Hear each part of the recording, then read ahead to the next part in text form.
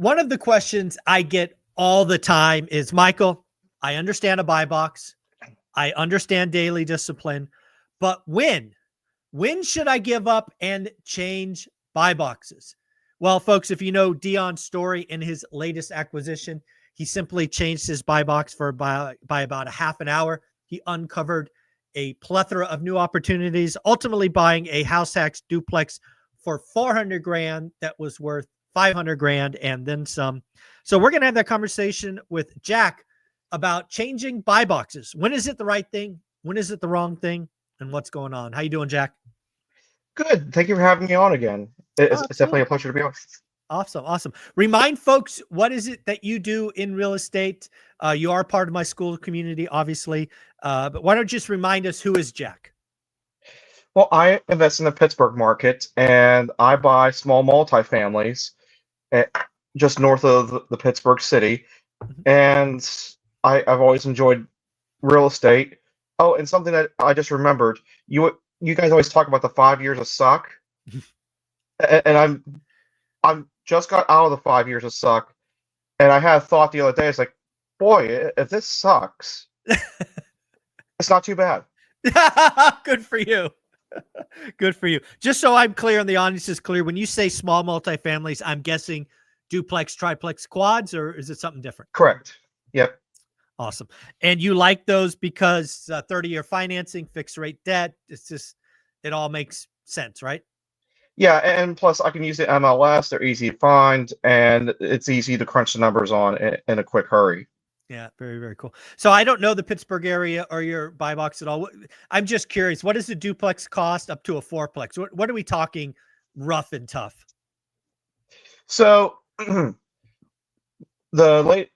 say probably in my market, a duplex probably costs about, I can usually negotiate down to about 115 to 150 depending on the quality. I like to do value adds, so I try to get it as low as I can. Okay. Triplex, you're probably talking about 150 to 175, and fourplex is about 2 to 2.5. Okay, very cool. And these are probably all one story, or are they up and down? Are there one story? They're all random. Yeah. Okay. I've even seen one where it's side by side, and one on top and another one over on the side. They're just all goofy houses. They're all just goofy houses. I love it.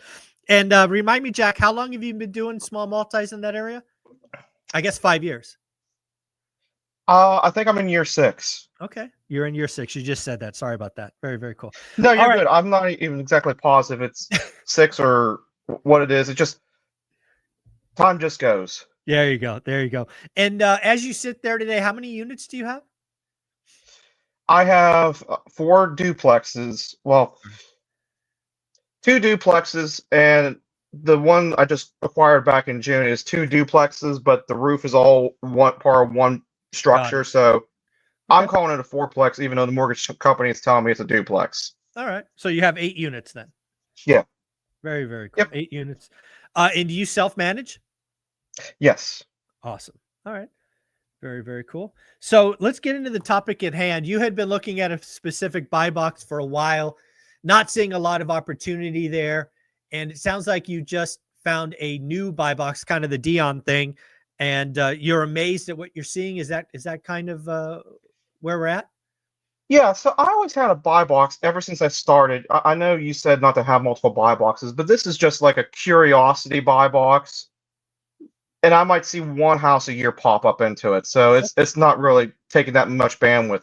But the new market where I just bought the fourplex in June, I just now got around to looking at that buy box there, and I started running the numbers from the past 90 days, just try to get an average and stuff.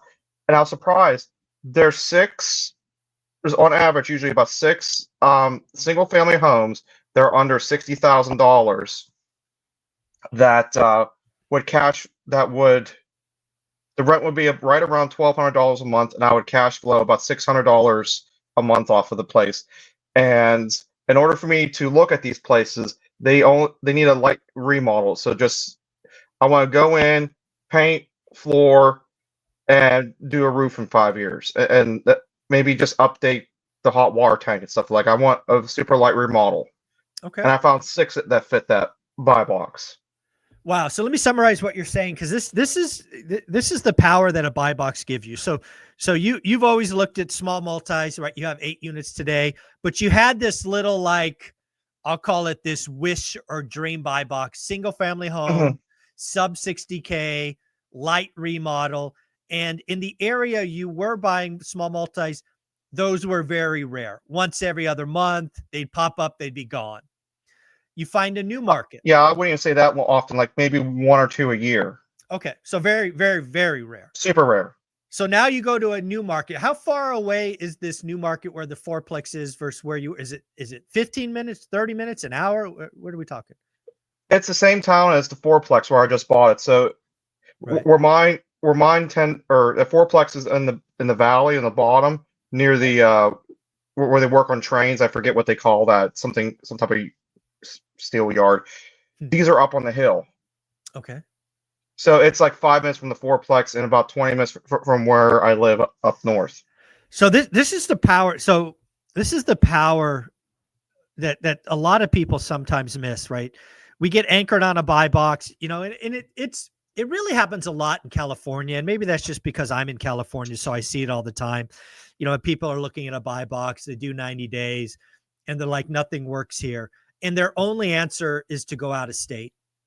Sometimes you just got to draw a bigger circle, right? Instead of 60 minutes away or 30 minutes away, go 90 minutes away, right? And that's what Olivia and I did back in the day. I'm very clear. I wasted a year of my life looking for cash flow in the Bay Area. And it wasn't until Olivia, you know, rightly so, sat me down and say, Zuber, you're being stupid. Let's do something different, because this is clearly not working, that we found Fresno, California. For us, it was 2.5 hours away, but the numbers made sense. You know, Dion, he went an extra half an hour and found a gold mine. You went an extra 15 minutes and found a gold mine. Folks, I challenge you. Open your eyes, be open to the idea that there's a city, a town, 15, 30, an hour away that might be easier for you to understand than getting on an airplane.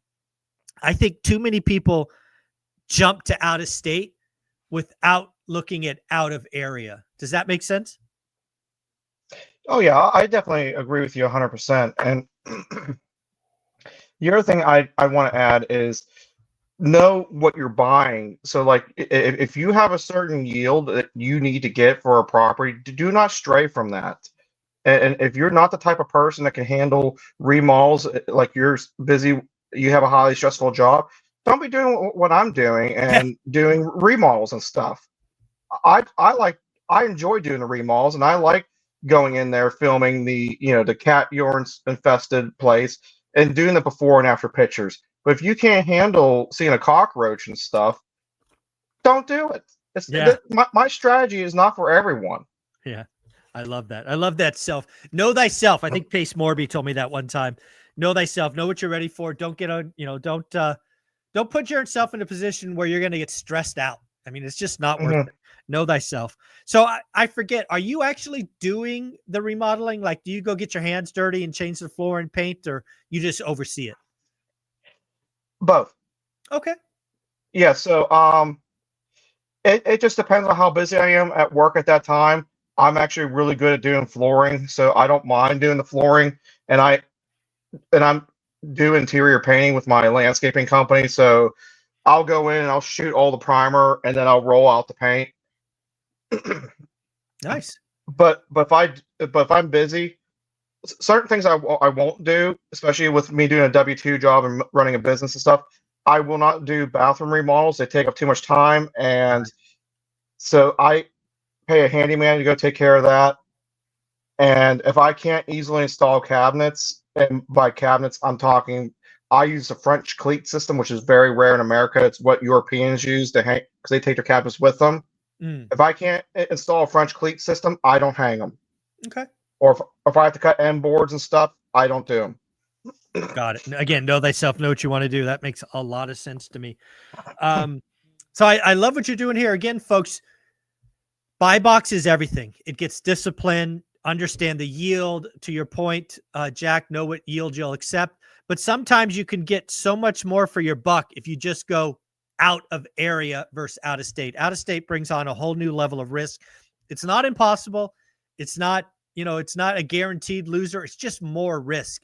And I would ask more people to look out of area before they go out of state. I think would be general good advice. Jack, I am curious. I think you were on the channel about 3 or 4 months ago. What's changed or what's been updated in the last 3 or 4 months? What's going on for you? Well, since we talked last, I went through my first eviction. Ah, okay. How was that? Very interesting. This was a crazy one. So he didn't pay me for a month and a half, and okay. so I talked to the attorney. He gave me the letter. I posted it. The wife called me within 10 minutes, said she didn't know anything about it. If she would have known about it, she would have paid me. Then I told her she had to go talk to the attorney. They talked to the attorney. I talked over the options with Cynthia, who's my partner. We talked a little bit about that in the last episode. Go watch the last episode. You hear me talk more about her. But I talked to her about our options. I was like, this is a horrible time of year. I was like, we're either if we end up having to go through the eviction, we're either going to have to remodel the place and not have it ready till March, or we can keep them, sign them for a 6-month lease, and if they get caught up and can work with us, then we can do a year lease again, or just not renew. Okay. That's the option we picked, was to try and get it worked. He stole their money. The husband stole the money out of the joint account, took off, left her. Then she ended up scrounging the money just to pay up to date, said she'd be out by Saturday. I told her, I was like, I work this weekend. Just take Sunday as well. I'll change the locks on Monday. And she came, she was crying, and when she was handing me the check, she was like, thank you.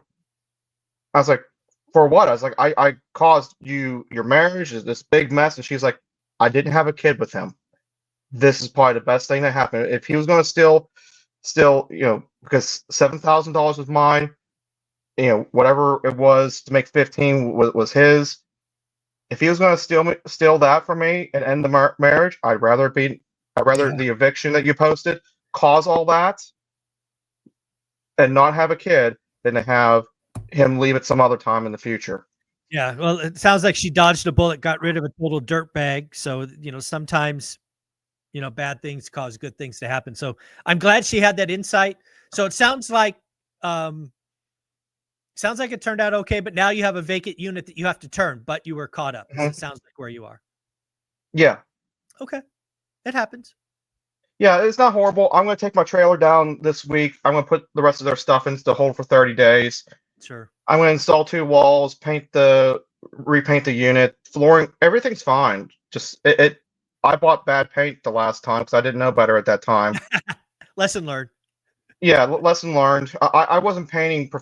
I wasn't painting on the side back then, so I didn't know better. So okay. I'm buying much better paint. Going to repaint it. I'll just ask because some people ask all the time. What paint do you like to buy? I don't really have a preference between Sherwin-Williams and Benjamin Moore. I typically just go with Benjamin Moore because it's at a local hardware store that's a lot closer. Cool. Right. But like Sherwin-Williams is fun. It's just the hardware store is 5 minutes from my house, and Sherwin-Williams is half an hour away. Yeah. But if I'm at Cynthia's place, then I go to Sherwin-Williams because it's the exact opposite. Okay. All right. So okay, I like it. All right. And did you have like a color? Like, do you always get like Swiss mocha or I don't know, whatever color? Do you have a favorite? This is the only place that's different color because all the trim was brown, so I painted almond. But otherwise, I go with boring gray. Yeah, there you go. I like a pleasing gray. Yep. Yeah. One of the things I do in all my units now is anything I can standardize on, I'll do, right? So standard. So I use Swiss mocha, and then I think an off-white for the trim. I like two-tone in the units. Flooring's the same. Faucets are the same. I mean, even if I can, it doesn't always work, but refrigerators and stoves are the same. Anything I can standardize on in my units, I try to. It just makes parts and repairs and all those things so much easier. So when in doubt, landlords standardize, right? Yeah, and something I do, I saw this on a DIY channel before. I keep track of it in my Excel spreadsheets, what paint I use and all that kind of stuff for each Yeah. property. I took lumberjack landlords class and how to do the layouts and all that kind of stuff. But one of the things I do also, in case I ever lose my documents and stuff, is on the faceplate when you first walk into a room. Mhm. On the back of it, I'll write down the number for the code for the paint, Oh, the I type of like it. paint, and all that kind of stuff. So you take off the switchblade, you write it in like an ink, remarkable inks, just so it's there. Yeah, and that way I can just quickly reference it. And I have not done that. I'm going to steal that, Jack. I think that's a wonderful idea. Look at you. Look at you. So what else has happened? You faced your first non-pay eviction, difficult conversation. What else has happened in the last 3 months? well, we talked about YouTube in the last video. Yep. And yesterday I got an email that my channel broke 9,000 views. So thank you to the OREP family, because I'm sure most of them are you guys. Nice. Then what, I have over 120 videos, I think it is now. Wow. And what is the focus of your channel? Is it mainly walkthroughs and property management, or what would you call the focus of your channel? A lot of times I post a short video, and a short video I mean it's usually under 10 minutes. Mhm. That video is usually, I call that the Driving with Jack series. Oh, nice. And it's usually, I'm literally driving, not making eye contact with the camera 90% of the time, unless I'm at a stop sign, talking about whatever topic inspired me from the previous day to talk about today. I like it. And that's probably the bulk of it. But I try to do one serious sit-down topic every week. And that's usually about something about the Pittsburgh market, or something relevant, or something nationwide that I thought was interesting. I like it to talk about. And we do I try to do a second longer form of content as well. And usually this is like an article I found to talk about, or it could be the weekly accountability meeting, just the posting of that, or yeah. So are you having fun with it? Is YouTube fun for you, or does it feel like work? I've only had one video that felt like work. And I was talking to BuzzTune about it on the phone as I was editing it. And I told him he was actually concerned I was going to quit YouTube. And I was just like, I'm not quitting YouTube. I'm just bitching about this one video. Oh yeah, sometimes videos do that. Yes. but yeah, I'm enjoying it. Honestly, I think I said this in the last video. I'm not ever really looking to make money off of YouTube. I don't think my channel is going to get big enough to actually do that with, and I'm fine with that. I just kind of want to create a little mini tribe that can focus on like this area of the country, because most of the ORAP people are on your side of the country.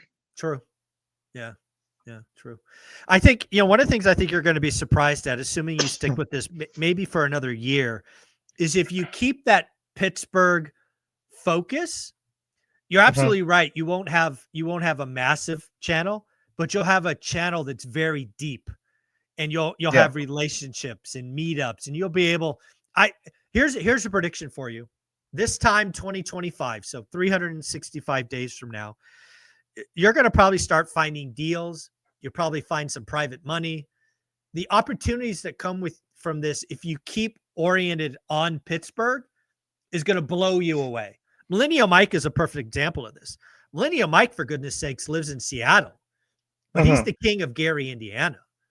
If you keep the orientation on Pittsburgh, you will be shocked at lead generation, at private money opportunities, at JV opportunities. So I just want to encourage you to keep doing what you're doing. I love the Driving with Jack series. I love the idea of one topic that interests you. I would sprinkle in more Pittsburgh oriented stuff. Maybe do a share of, like, maybe if you wanted, maybe one thing you could do is show people you doing your buy box search, right? Just scroll the MLS Just show them what you're looking for. Because if you tell people what you're looking for, you'll be shocked if you do that like once a month. Just show people your routine. People like wholesalers and all of these things, they'll find you. And I would put in the title, what I want to buy, or my buy box in Pittsburgh, or my buy box in zip code, blah, blah, blah, blah, blah, right? Be very intentional. You're not trying to go wide. You're trying to go deep. So use the title, use the keywords to drive Jack's business. That's what I would do. Okay. Yeah. Yeah. I never quite thought of it that way. It's funny that you mentioned Millennial Mike, because when I was getting started with the YouTube channel, like before I was even on your channel, I was reaching out to him being like, and he said, I asked a question that no one else has asked him.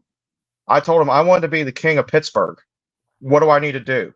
There you go. And he said, put out one good video with Pittsburgh in the title. Exactly. Yeah, that's the key to this. If you want to be the king of Pittsburgh, I'm going to guess, is a big city. You could even get more granular, because you could put in, I want to be the king of, 1, 2, 3, 4, 5 zip code. And then, that's probably a town or a city subset of Pittsburgh. Mm-hmm. But yeah, if you do one video a year with the zip code or with Pittsburgh, you will become the king of Pittsburgh. And then you add around that driving with Jack, just so people get to know you and trust you. Yeah. Dude, you're going to blow your portfolio up. You will have more money and more opportunities in a year. You'll be shocked at what happens. Yeah, I try to do like one dedicated Pittsburgh video per month. In the title. You're putting it in the title. In the title. And it could be even just an article that I found. Yeah. I love that. Yeah, I love that. Keep it up. Oh, so something else I'd like to add to that.